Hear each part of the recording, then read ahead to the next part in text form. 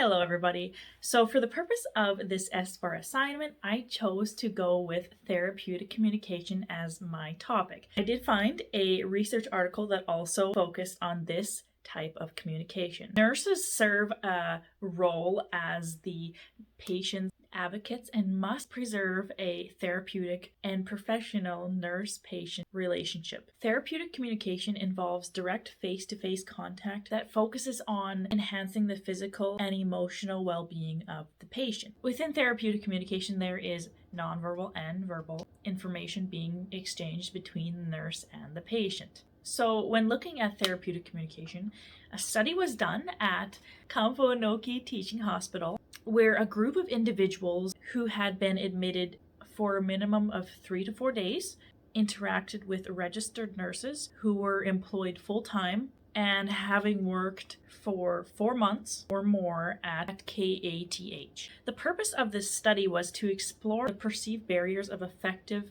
therapeutic communication. A sampling technique was used to select 13 nurses and patients who were interviewed using a unstructured interview guide. The interviews were audio taped, transcribed verbatim, and analyzed using thematic content analysis.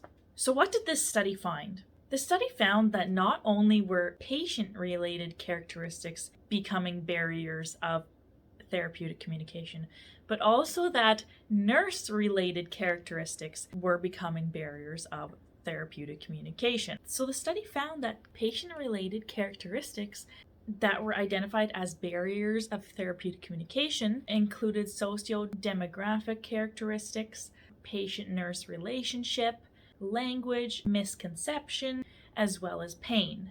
With the nurse-related barriers of therapeutic communication, it was found that a lack of knowledge, an all-knowing attitude, work overload, and dissatisfaction were identified as nurse-related barriers to therapeutic communication.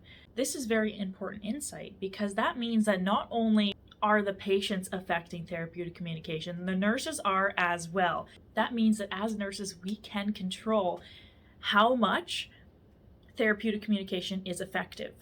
So as we progress into practicum as LPN program students, it is important to remember that nurse-patient communication is an inseparable part of a patient's care in most health settings. And it is one of the main factors that will determine the quality of care.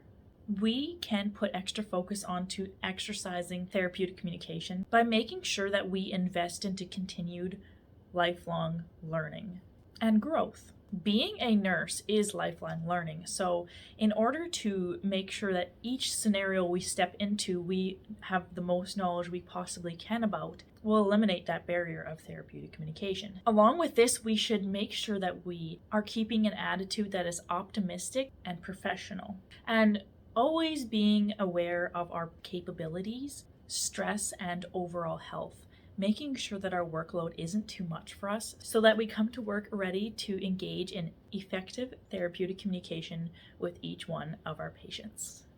Thank you.